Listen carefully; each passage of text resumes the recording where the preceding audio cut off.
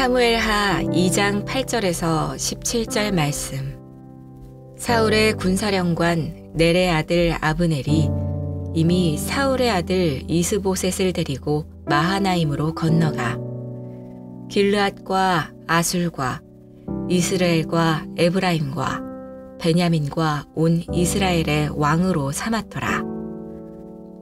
사울의 아들 이스보셋이 이스라엘 왕이 될 때에 나이가 40세이며 2해 동안 왕위에 있으니라. 유다 족속은 다윗을 따르니 다윗이 헤브론에서 유다 족속의 왕이 된 날수는 7년 6개월이더라. 넬의 아들 아브넬과 사울의 아들 이스보셋의 신복들은 마하나임에서 나와 기브온에 이르고 스루야의 아들 요압과 다윗의 신복들도 나와 기브온 못가에서 그들을 만나 함께 앉으니 이는 못 이쪽이요 그는 못 저쪽이라. 아브넬이 요압에게 이르되 원하건대 청년들에게 일어나서 우리 앞에서 겨루게 하자. 요압이 이르되 일어나게 하자 하매 그들이 일어나 그 수대로 나아가니 베냐민과 사울의 아들 이스보셋의 편에 12명이요 다윗의 신복 중에 12명이라. 각기 상대방의 머리를 잡고 칼로 상대방의 옆구리를 찌르매 일제히 쓰러진지라. 그러므로 그곳을 헬갓 핫수림이라 일컬었으며 기브온에 있더라. 그날에 싸움이 심히 맹렬하더니 아브넬과 이스라엘 사람들이 다윗의 신복들 앞에서 패하니라.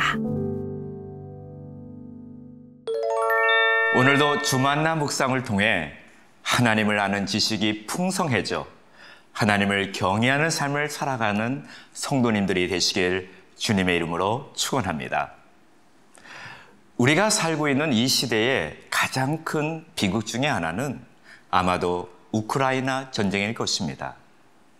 이 전쟁으로 인해 수많은 선량한 시민들과 젊은이들이 안타까운 죽음으로 이 세상을 등지고 사라지고 있습니다. 허버트 후버는 늙은 사람이 전쟁을 선포한다. 그러나 싸워야 하고 죽어야 하는 것은 젊은 사람들이다 라고 말했습니다. 한 지도자의 잘못된 욕망과 오판이 걷잡을 수 없는 비극으로 귀한 생명들을 내몰아가고 있는 현실을 우리는 바라보고 있습니다. 성 어거스틴은 그의 책 신국론에서 하나님 나라와 이 세상 나라의 가치와 원리를 소개하고 있습니다. 하나님 나라는 하나님의 뜻과 사랑으로 건설되어지는 사랑의 나라입니다. 그러나 이 세상 나라는 인간의 이기적인 욕망과 탐욕으로 건설되는 나라이며 낡은 사람의 집단입니다. 하나님의 뜻을 따라 순종하며 살아가는 사회에는 하나님의 나라가 이루어집니다. 하지만 하나님의 뜻을 거역하며 살아가는 곳에는 세상 나라, 땅의 나라가 세워지고 그 나라는 멸망을 향해 나아갑니다. 오늘 우리가 읽은 본문은 하나님 나라를 대적하고 허황된 왕국을 세우려는 한 무모한 인물을 소개하고 있습니다. 바로 아브넬이라는 사람입니다. 성경은 아브넬의 모습을 통해 우리에게 어떤 교훈을 전해주고 있을까요? 첫째, 성도는 인본주의 나라가 아닌 하나님 나라를 추구해야 합니다. 사울의 군대 장관 넬의 아들인 아브넬은 사울의 넷째 아들 이스보셋을 강제로 취하여 온 북이스라엘의 왕으로 세웠습니다. 아브넬은요, 이스보셋 뒤에 숨어 자기의 이기적인 욕망과 정치적 야욕을 실현하려고 한 것입니다. 그렇기 때문에 이스보셋은 단지 꼭두각시 왕에 불과했습니다.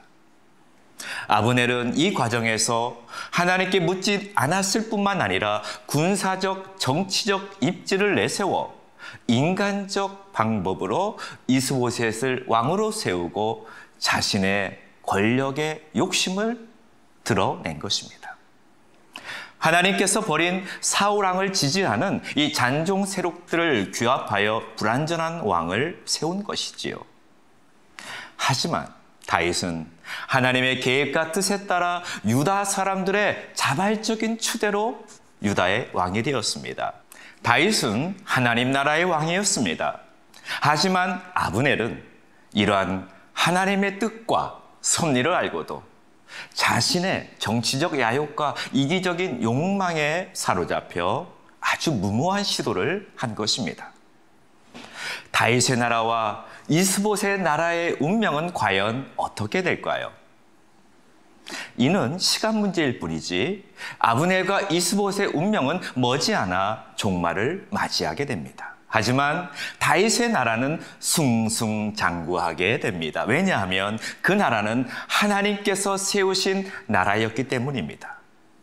그렇기 때문에 우리는 인간적인 욕망, 나의 개인적인 사사로운 수단과 방법을 다 내려놓고 오직 하나님의 방법, 하나님의 뜻을 따라 이 땅을 살아가야 할 것입니다.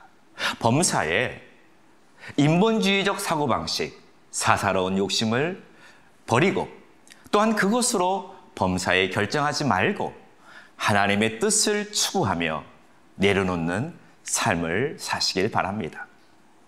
둘째, 인본주의적으로 세워진 나라는 하나님 나라와의 충돌이 불가피합니다.